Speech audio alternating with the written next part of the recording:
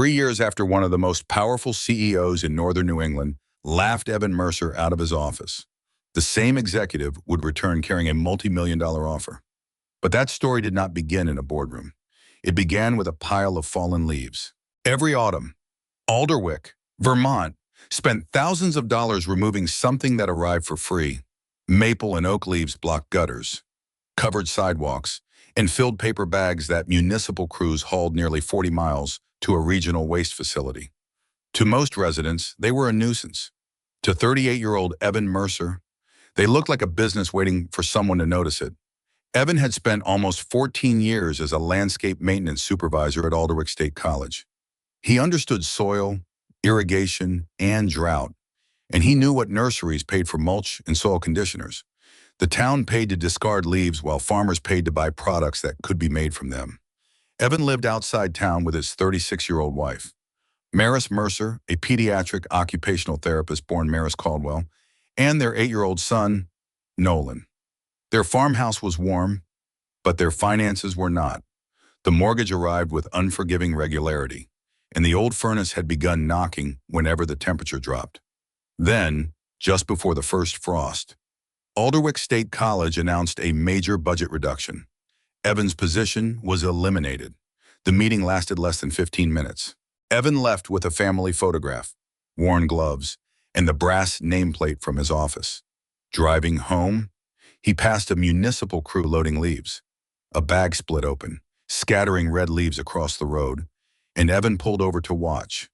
That evening, after Nolan had gone to bed, Evan placed the cardboard box on the kitchen table and told Maris what had happened.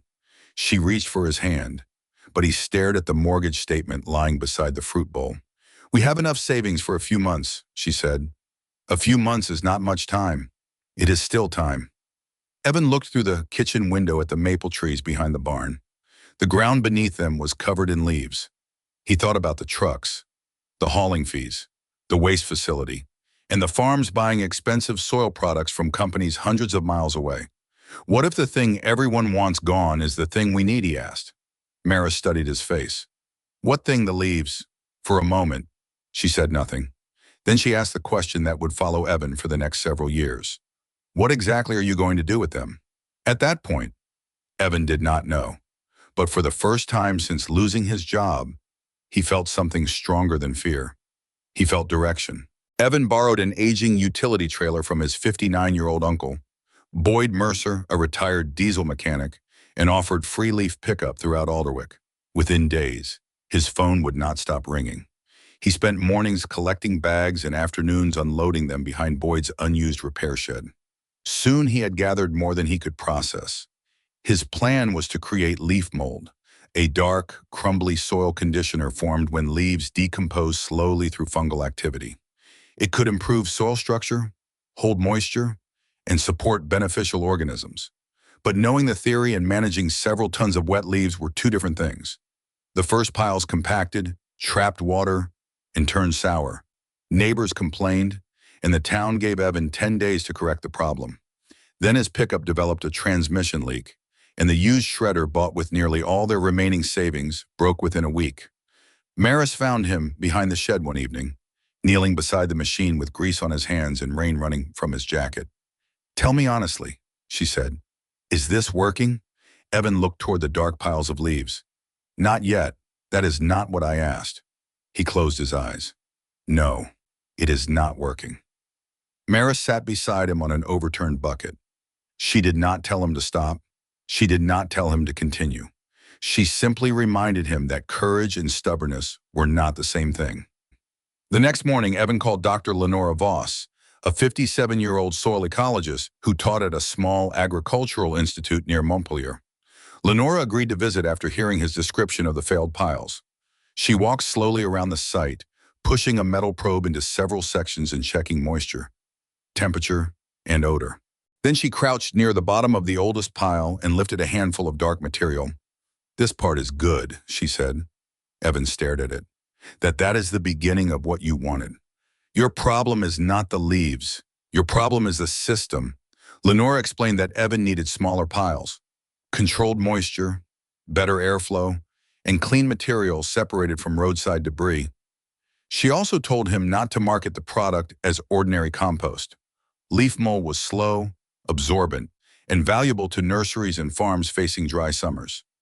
Evan rebuilt the operation. Boyd repaired the shredder. Maris tracked each batch, and Nolan painted a crooked green leaf on the trailer. Evan named the business Second Season Soil because fallen leaves were not ending their usefulness. They were entering another season. By spring, he had filled several dozen bags and sold only 6. Most customers at the weekend farmers market walked past his table without stopping. Some picked up a bag, read the label, and asked why they should pay for something made from leaves they could rake themselves. Near the end of the day, 46-year-old nursery owner Sabine Holloway approached the table. Sabine managed Holloway Heritage Nursery, known for native trees and restoration work. She listened to Evan, then took 4 bags for a trial. 2 weeks later, she called. I used it around young service berries and sugar maples. She said the soil stayed evenly moist through 3 hot days. Bring me everything you have. The order was small, but it was real. Evan drove home with a check folded inside his shirt pocket. Maris met him at the door, and he placed the check in her hand without saying a word. She looked at the amount, then at him. It is not a fortune, Evan said. No, she replied. It is proof. Evan's first customers were independent nurseries, small organic farms, and homeowners who cared about soil health. Demand grew faster than his equipment could handle. He needed an industrial shredder, covered processing space, and a bagging system. The upgrades cost more than Evan could borrow. Sabine introduced him to Green Axis Landscape Supply, the largest soil and landscape materials company in northern New England. Green Axis had distribution contracts with garden centers, municipal departments, and commercial builders. Its chief executive officer, 53-year-old Alistair Crow, had built a reputation for aggressive expansion and ruthless cost control. Evan prepared samples, moisture tests, production estimates, and a proposal showing how Green Axis could partner with towns needing leaf disposal. Maris helped him rehearse while Nolan played the role of Alistair at the kitchen table. On the morning of the meeting, Evan wore his only dark suit. It had belonged to Boyd before retirement and was slightly too wide in the shoulders. Evan carried 3 sample bags into Green Axis headquarters in Burlington and waited beneath a wall displaying photographs of massive distribution yards. Alistair entered late in a charcoal suit without apologizing, accompanied by 2 executives and an analyst. Evan explained the municipal waste problem, the product, the nursery trials, and the opportunity to build a regional supply network using material that towns were already paying to remove. He offered Green Axis a minority share in Second Season Soil in exchange for equipment and distribution support. Alistair opened one bag, pinched a little leaf mold between his fingers, and let it fall onto the polished table. You want me to invest in this, he asked. Yes. In decomposed leaves, in a locally sourced soil product with almost no raw material cost. Alistair leaned back and laughed. The other executives smiled politely. Mr. Mercer, people pay us for real products. Nobody pays for rotten leaves. Evan explained that the material was tested, controlled, and valuable for moisture retention. Alistair pushed the bag away. This is not innovation. It is garbage with a label. The room became very quiet. Evan gathered his papers, but Alistair was not finished. You are unemployed, undercapitalized, and operating behind a repair shed. My advice is to find a real job before this hobby takes your house. Evan looked directly at him. Did you read the municipal disposal figures? I read enough? No, Evan said quietly. You saw leaves and decided you understood the business. Alistair's expression hardened. He pressed a button and asked an assistant to escort Evan from the building. Outside, snow fell over Burlington. Evan sat behind the wheel without starting the engine. Alistair had described his private fear in front of strangers. Perhaps this was only a hobby, and perhaps it would take the house. Then Evan noticed dark soil beneath his thumbnail and remembered Lenora's words. The problem was not the leaves, it was the system. He started the truck and drove home, unable to secure traditional financing. Evan sold his late father's restored pickup, the one possession he had promised himself he would never part with. Boyd objected until Evan explained that memories were not stored in metal. The sale paid for a used commercial shredder and a simple covered structure. Sabine introduced Evan to other nursery owners. Lenora helped him establish quality standards. Maris kept her full-time job while managing invoices at night. Boyd maintained the machines. Nolan sealed small sample bags after school and insisted on being called assistant operations manager. The work was exhausting. Evan collected before dawn, processed during the day, and delivered after sunset. He missed dinners and often fell asleep in his work clothes. Still, the business grew. Alderwick began delivering clean residential leaves to Evan instead of hauling them away. The savings were immediate, and two neighboring towns soon joined. Green Axis noticed. One of Alistair's regional sales managers warned him that several independent nurseries were replacing imported soil conditioners with second-season soil. Alistair dismissed the concern. "A man with an old shredder is not a competitor," he said. Then Green Axis launched an aggressive campaign to crush second-season soil. Prices were cut below normal margins. Retailers were pressured to drop Evan, and sales representatives quietly warned customers that his company would never survive. Large retailers were told that carrying second-season soil could affect future pricing agreements. Several stores canceled their orders. For 3 months, pallets remained in storage while bills accumulated. Evan told Maris that Alistair had been right. She returned with one of the first paper bags Nolan had painted and reminded Evan of what he had taught their son: fallen leaves were not useless. They needed the right conditions to become something new. "Maybe that applies to difficult seasons too," she said. Evan stopped trying to compete for retail shelf space. Instead, he approached vineyards, orchards, restoration contractors, and municipalities. He offered field trials rather than sales presentations. Customers could use the product first and pay only if it performed. The results were consistent. Treated soil held moisture longer and supported young trees during dry periods. Customers began recommending Evan to one another. The business survived. 3 years after Alistair dismissed Evan, northern New England entered an unusually severe summer drought. Rainfall dropped. Streams ran low. Municipal watering restrictions spread from one county to the next. Nurseries lost young stock, and farms faced rising irrigation costs. Green Axis depended on bark products shipped from distant plants. Fuel costs rose, deliveries slowed, and supplies became unreliable. Second-season soil had the opposite advantage. Evan's material came from nearby towns. His transportation routes were short, and his inventory had been processed locally for years. Sabine shared survival records for treated trees with a nursery association, while Lenora presented soil findings at an agricultural conference. Calls arrived from new markets. Then the state announced a large environmental restoration contract. The project required moisture-retaining soil products for parks, highway slopes, watershed plantings, and drought recovery. Green Axis expected to win. The company had size, political relationships, and a long contracting history. Evan almost did not apply. The required volume exceeded anything second-season soil had handled. Maris proposed a joint bid supported by towns and nurseries. Boyd could expand the machines. Lenora would oversee testing, and Sabine offered customer records. For 12 nights, documents covered the farmhouse table while Nolan, now 11, brought water and guarded the company name from careless abbreviations. They submitted the bid minutes before the deadline.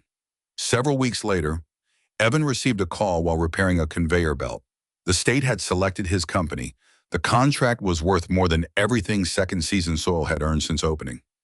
Evan sat on an overturned bucket, the same kind Maris had used beside him during the first failed winter.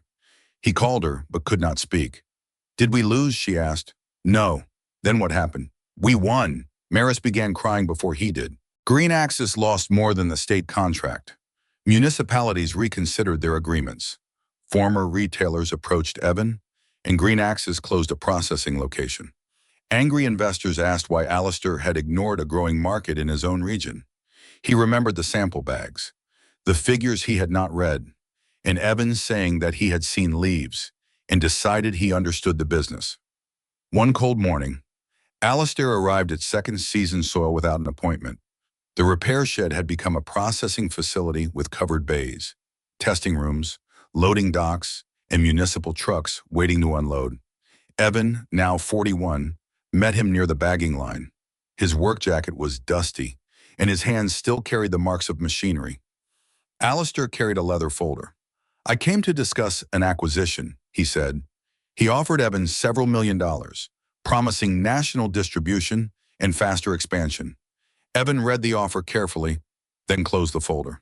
No. Alistair increased the amount. Evan refused again. We could make this national, Alistair said. You could have helped build it when I needed one machine. That was a different time. No, Evan replied. It was the same idea. The only difference is that now other people can see its value. Alistair's voice became softer. What do you want? Evan looked around the facility. Boyd was speaking with a mechanic near the shredder. Lenora was reviewing test results in the laboratory. Sabine was touring the loading area with 2 nursery owners. Maris had left her clinic position the previous year and now served as Director of Community Partnerships. Nolan was painting a new version of the Greenleaf logo for a school project. I do not want to sell, Evan said, but I will allow Green Axis to distribute our product under the same terms as everyone else. No exclusive rights, no control over production, no changing the name. For the first time. Alistair was not the most powerful person in the conversation. He glanced across the floor and recognized 61-year-old Thomas Ketteridge, a former Green Axis plant manager whom Alistair had dismissed during a cost reduction program. Thomas was now second season Soils production director. Alistair finally understood the full size of his mistake. He had not only rejected a product, he had rejected the people, knowledge, relationships, and local systems that made the product possible. Before leaving, he stopped beside a pallet of finished bags. Printed beneath the company name were the words, "Nothing in nature is waste." Alistair read the sentence twice. I was wrong about you, he said. Evan shook his head. You were wrong about the leaves. Second season Soil expanded throughout New England, but every facility had to work with nearby towns, hire locally, test each batch, and return value to the community. The company created paid training programs for workers displaced from declining industries. It donated soil products to school gardens and neighborhood restoration projects. It helped towns reduce disposal costs while giving farms access to affordable material during dry seasons. Evan never became the kind of wealthy man people expected him to become. He did not buy a mansion or collect expensive cars. He repaired the farmhouse furnace, paid off the mortgage, and built Maris a quiet sunroom overlooking the maple trees. Years after the first failed pile, Evan and Nolan walked behind the original repair shed. Only a small section remained, preserved beside the new facility as a reminder of where the company began. Nolan picked up a red leaf and turned it over in his hand.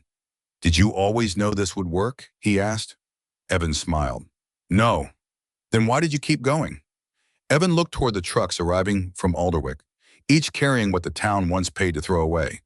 Because failure did not prove the idea was worthless, he said.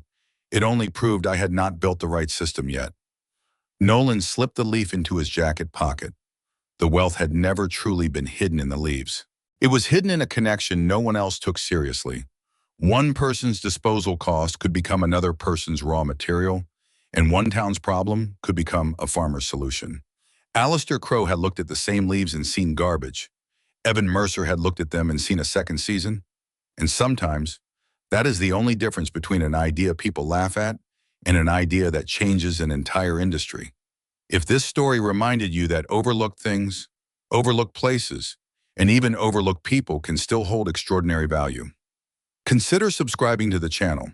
There are many more stories like Evan's waiting to be told, stories about ordinary people who saw a possibility where everyone else saw an ending.